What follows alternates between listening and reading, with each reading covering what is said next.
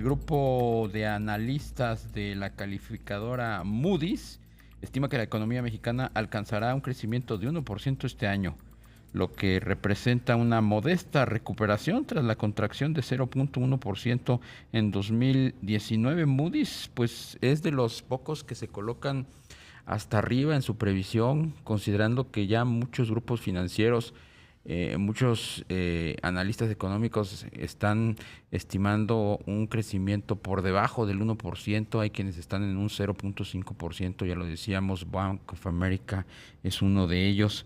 Pero bueno, vamos a charlar con Sandra Beltrán. Ella es vicepresidenta senior y analista en Moody's Investor Services. ¿Cómo estás, Sandra? Muy buenas tardes. Hola, ¿qué tal? Buenas tardes. ¿Cómo están viendo ustedes el desempeño y la situación del consumidor mexicano? También tienen ahí algo interesante sobre este estudio. Consumidores contribuirán a la modesta recuperación de México. ¿Cómo pueden los consumidores pues apuntalar la economía en este 2020? Sí, mira, como comentas, este reporte que publicamos justo hoy está enfocado en el sector de consumo, en qué creemos que va a pasar con el consumo en este entorno en México. Y en realidad estamos viendo que el consumo va a contribuir en realidad poco a la recuperación económica. Debido a diversos factores, ¿no? Por un lado, creemos que la confianza va a seguir débil. Aunque si bien es cierto que vimos que hubo un repunte en la confianza a principios del año pasado, digamos que desde mediados del año pasado ha habido una desaceleración en la confianza. Y esto en parte también por un menor gasto público del que tal vez se había anticipado y que creemos que va a seguir hacia 2020. En cuanto, por ejemplo, a las ventas del sector retail, de las tiendas, si bien vimos en noviembre que hubo volúmenes más altos de lo que se anticipaba, ciertos componentes de las encuestas de confianza nos dan luz de que hacia el 2020 el consumidor tampoco está esperando un entorno digamos, mucho mejor, ¿no? Sobre todo, por ejemplo, componentes de bienes duraderos nos indican que el consumidor está siendo cauto y por lo tanto creemos que este año el consumidor no va a tener una recuperación, digamos, muy fuerte o muy grande y por tanto creemos que su contribución a la economía en su conjunto va a ser pequeña, ¿no? Claro. Sandra, buenas tardes. Te saluda Rogelio Varela. A partir de lo que comentas de un consumidor cauteloso, ¿qué tanto podría crecer el consumo de las familias en este 2020? Hola Rogelio, ¿qué tal? Sí, mira, otra cosa que analizamos en el reporte es la parte del crédito, ¿no? Si bien en algunas economías el mercado de crédito o el crédito a los hogares es importante cuando hay un entorno económico más débil, en el caso de México la verdad es de que la penetración del crédito es muy pequeña y por tanto creemos que los hogares tienen menos facilidad, digamos, de contrarrestar un entorno económico más débil, ¿no?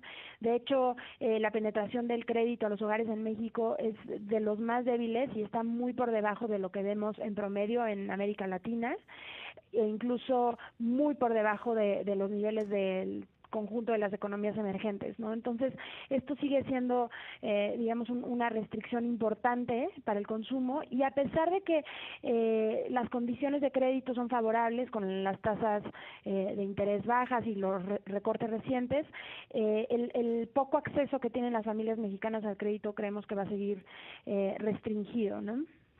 ¿Y eso cómo puede pues dar al traste con estos pronósticos de crecimiento? Ustedes, lo decíamos hace un instante, ustedes son pues ahora sí que de los más optimistas, no en el 2% que prevé de crecimiento económico la Secretaría de Hacienda, pero sí se quedaron en la parte alta de la estimación en comparación con otros grupos de analistas y bancos y grupos financieros. Bueno, en general lo que vemos es que, podría haber alguna divergencia con el crecimiento que se espera para 2020, pero en realidad este 1% que estamos estimando ahora sigue siendo un crecimiento bastante bajo, ¿no? Y sobre todo considerando la contracción que ya tuvimos en 2019. O sea, no va a ser un entorno muy distinto de lo que vimos en 2019 para el consumo, ¿no? En México. Algunos de los sectores que creemos que podrían estar un poco mejor, la parte, por ejemplo, de vivienda o el sector hipotecario, ¿no? Llevamos varios años viendo una originación muy fuerte por parte de la banca privada en cuanto a créditos hipotecarios, y creemos que en este entorno que va a ser más débil, los bancos tal vez van a preferir voltear hacia productos como los créditos hipotecarios que tienen por lo menos una garantía de un activo físico y que son obviamente activos menos riesgosos que otro tipo de créditos, y por tanto tal vez ese sector se mantenga un poco más estable, pero aún ahí vemos que es un sector que tiene riesgos, ¿no? Por un lado, el empleo formal, que es un componente muy importante de la demanda de vivienda, sobre todo por esto también de la relación que tiene con el crédito, ¿no? El empleo formal se está desacelerando. Creemos que dos componentes que fueron importantes para fomentar empleo formal en los últimos años, que son un sector manufacturero dinámico y también el sector turístico, tienen una perspectiva más débil hacia el futuro de lo que tuvieron en los años recientes. Y esto creemos que va a seguir afectando la generación de empleo formal, y por tanto es un riesgo para ese sector, ¿no? Y por otro lado, lo que ya mencionaba de lo que nos está indicando el consumidor con una confianza más débil, sobre todo en los componentes de bienes durables, ¿no? Entonces, aunque el mercado, hipotecario podría seguir siendo fuerte, las condiciones favorables, ¿no? Con las tasas cayendo, aún así, creemos que hay riesgos de la demanda si el consumidor mantiene esta visión de cautela y si el empleo formal se deteriora, ¿no? Claro. Sandra, ¿y esto cómo repercutiría en las carteras de los bancos? ¿Ves un deterioro en el tema de la cartera vencida?